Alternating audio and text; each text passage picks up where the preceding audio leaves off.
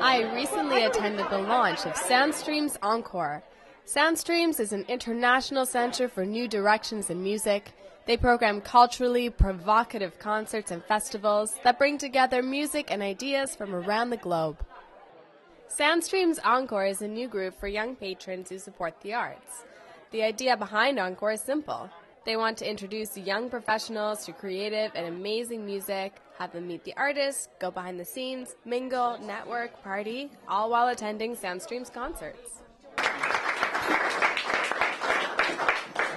Thank you, Jennifer. It's really a pleasure to be. Let's hear what founder and artistic director Lawrence Czerny has to say about Soundstreams. And of course, why don't you tell me about the work that you do with Soundstreams?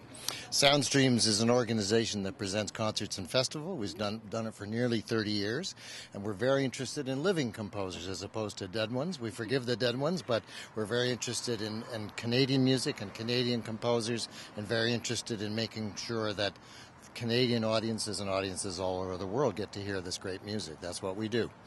So can you give me an example of what programming you have coming up this year? What sort of stuff?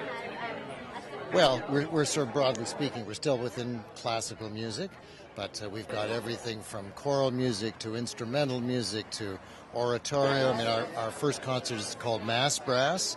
We're bringing together 3 great brass quintets from around the world, one from Sweden, from Stockholm, another from Caracas, Venezuela, and a 3rd brass quintet from here in Toronto. And they're coming together to play music for 3 brass quintets, music that you don't get to hear very often, performed by some of the greatest brass players in the world. And there's going to be some new music commissioned, especially pieces that have never been heard before that concert that will be heard for the first time. How do you find the composers who you commission work from? Listen to a lot of music and listen to a lot of recordings, try to go to a lot of concerts. I travel a lot in the world to try and find composers and music that I think will be really interesting for Toronto audiences. So what do you think Toronto audiences really like? Do you know? No, I don't think there's any one thing. I think they like a lot of things. I mean, there's a pretty strong world music scene here. There's a strong classical music scene, strong jazz scene.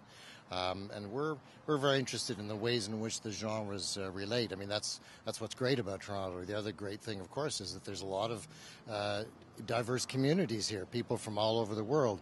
So it's really interesting to try to figure out what are the sorts of things that will appeal to a broad spectrum of audience. So that's what we try to do, and we're really glad to be in this milieu.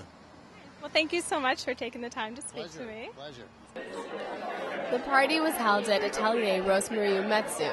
Rosemarie is very well known for crafting beautiful, one-of-a-kind garments. Tell me a little bit about your connection with Soundstreams Canada.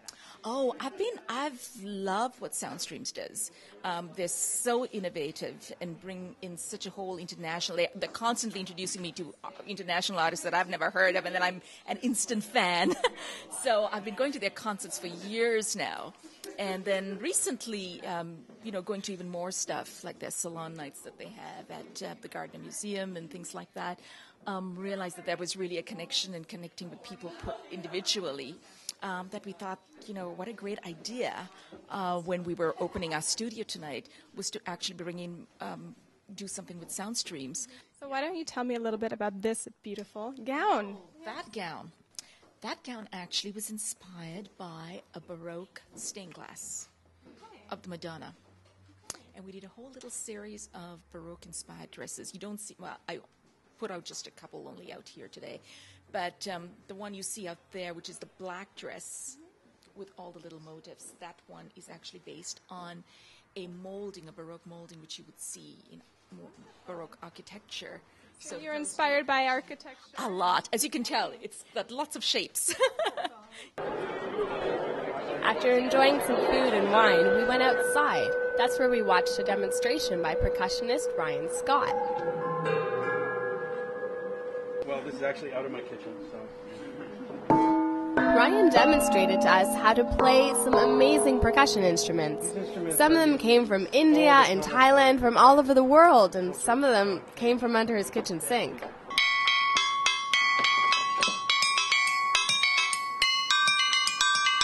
Artillery shells.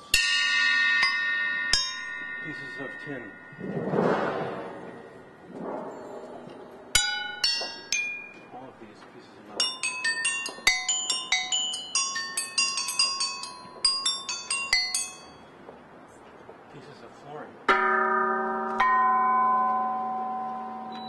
then the great thing that happens with metal is when you dip it in water.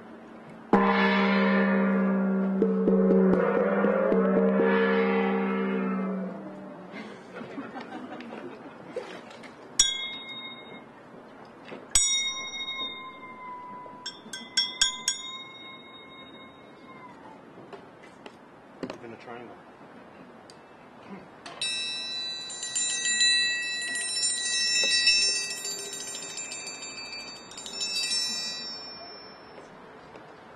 And a buzzer, which you heard. And tin cans. Great sound. Over here, standard crash cymbals.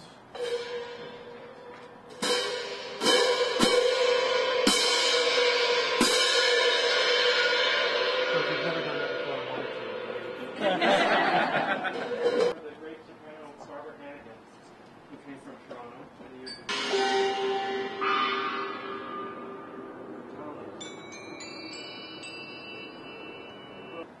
Moving along, my glockenspiel, one of a kind, Leedy, 1932 round top. The bars were found in the bottom of a church in San Francisco, all rusted, and I built the case and had the bars refinished.